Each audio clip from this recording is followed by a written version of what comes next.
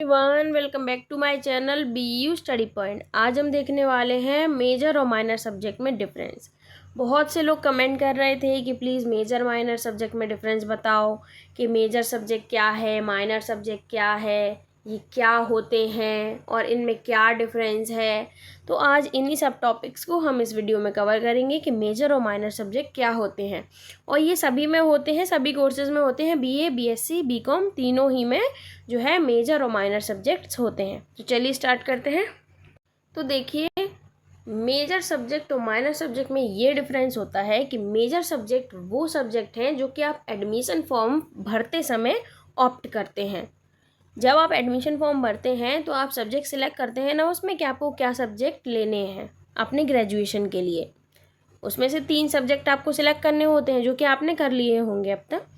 और उन 3 सब्जेक्ट्स के बाद जब आपका एग्ज़ामिनेशन फॉर्म भरा जाएगा तब आपको माइनर सब्जेक्ट्स को सिलेक्ट करना होगा।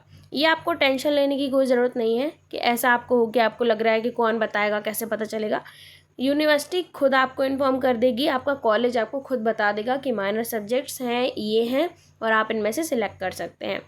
और एग्ज़ामिनेशन फॉर्म भरते वक्त भी आपको सब्जेक्ट्स को ऑप्ट करना होता है, जिसमें से मेजर सब्जेक्ट्स को आपको ऑप्ट नहीं करना होता है। मेजर सब्जेक्ट आपने सिलेक्ट कर लिए हैं, वो 3 साल तक सेम ही रहेंगे। होल कोर्स में, मतलब पूरे ही कोर्स में आपके वो सेम रहेंगे, उनमें कोई चेंजमेंट नहीं हो सकता है। But minor subject her semester wise change होते जाते हैं। किसी सेमेस्टर में आपके 2 माइनर सब्जेक्ट होंगे तो किसी सेमेस्टर में 3। वो आपकी यूनिवर्सिटी पर बेस्ड है कि वो कितने सेमेस्टर कितने माइनर सब्जेक्ट हर सेमेस्टर में देगी। 2 या 3 होते हैं, इससे ज़्यादा होते नहीं हैं। और मेजर सब्जेक्ट्स तो आपको मैं बता ही चुकी हूँ कि वो सब्जेक्ट्स हैं जो कि आपने ऑप्ट किया, और माइनर सब्जेक्ट जो आपको दिए जाते हैं। माइनर सब्जेक्ट्स को पढ़ाने का या उन्हें देने का यूनिवर्सिटी का मोटिव ये होता है मेजरली कि आपको जो है कुछ बेसिक जो नॉलेज है वो आपकी डेवलप हो। माइनर सब्जेक्ट में आपको आपके मेजर सब्जेक्ट, जैसे कि अगर आपने हिस्ट्री, ज्योग्राफी और पॉलिटिकल साइंस ऑप्ट किया है अपने मेजर सब्जेक्ट में, तो आपको जो है माइनर सब्जेक्ट्स जो मिलेंगे वो या तो साइंस स्ट्रीम से होंगे या तो कॉमर्स से, मतलब होते दोनों के हैं। वो आप डिसाइड करेंगे कि आपको लेना क्या है। आपको दे दिए जाएंगे कि इतने सब्जेक्ट्स हैं आपके माइनर में। मेजरली 3-4 सब्जेक्ट दिए जाते हैं, 2 जैसे साइंस के हो गए, 2 हो गए आपके कॉमर्स के।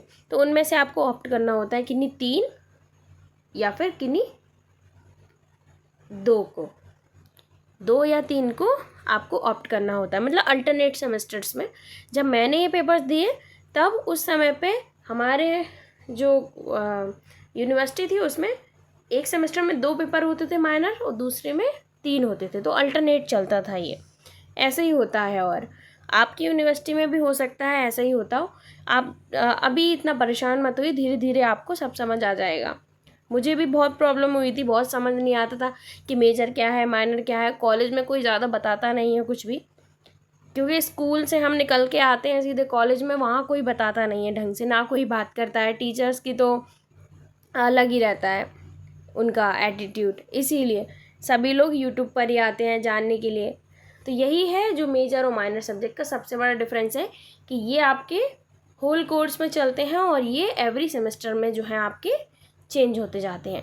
माइनर सब्जेक्ट्स हर सेमेस्टर में आपका चेंज होगा, सेमेस्टर वाइज ये चेंज होते जाते हैं। और इनका जो वेटेज होता है वो, एक जो पेपर होगा आपका एक मैंडेटरी होगा।